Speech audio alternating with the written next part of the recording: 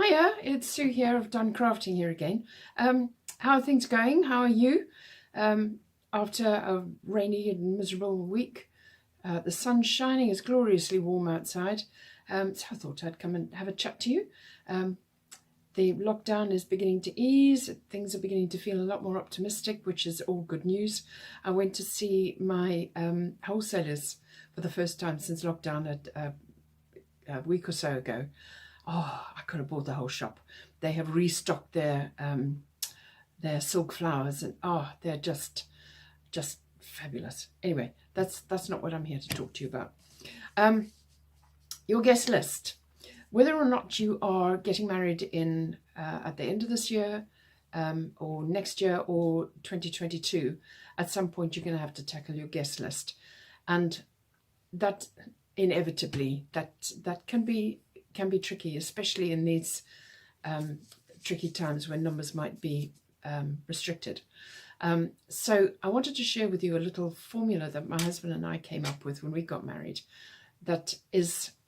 It's very simple, and it is just a starting point. Of course, there are ins and outs and complexities when you're dealing with people, but this at least is somewhere to start off with.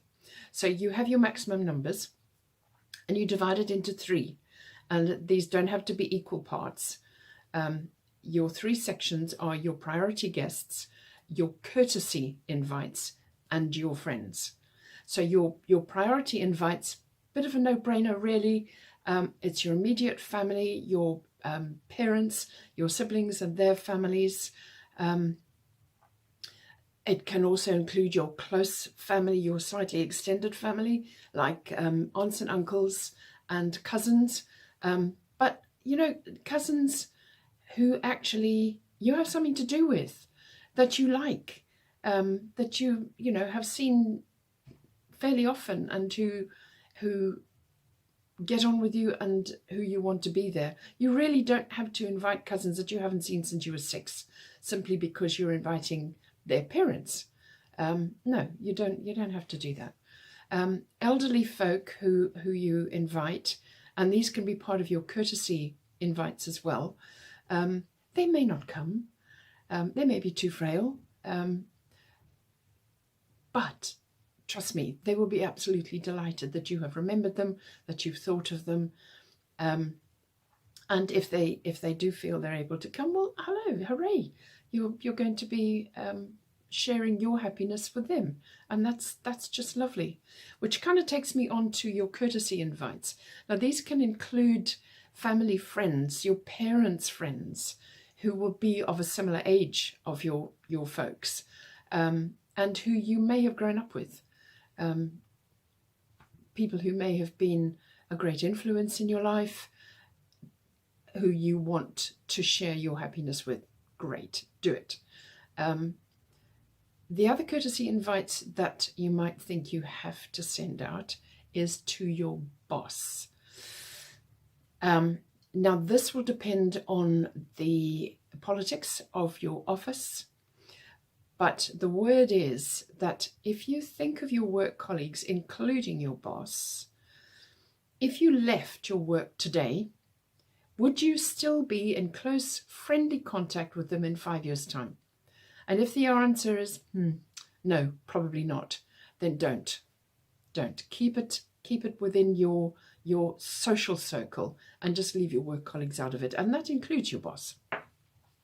So your own friends shouldn't be that much of a problem. I mean, you know who you like and who you don't like.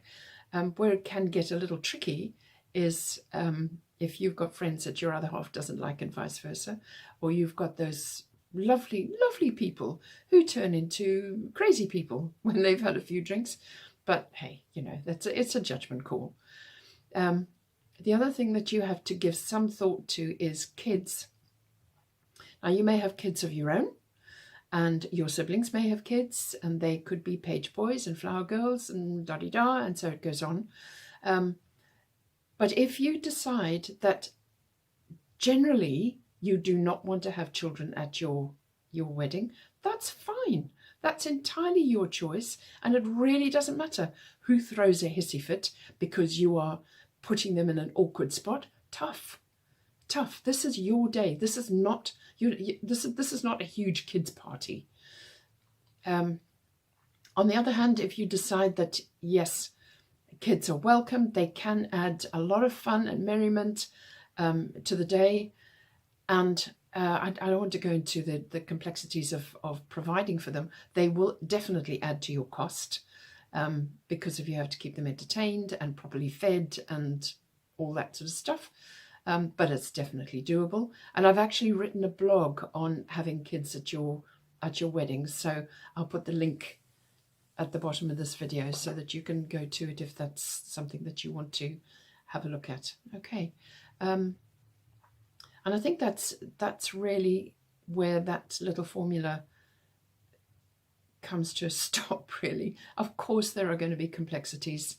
If you have awkward customers, if you have parents who perhaps may have split and now have different partners, and you may or may not like those partners, but you know, you've got to start somewhere, and this is as good a place as any. So good luck with that. Bear in mind that no matter what, this is your day.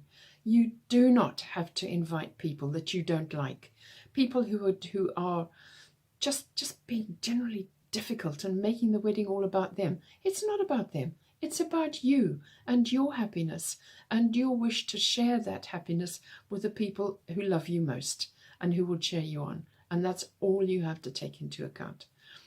Be happy. Enjoy it. Yeah, it gets stressful, but you know, the end result is going to be fabulous and just magical. So go with that. And I look forward to speaking to you again later. Bye now.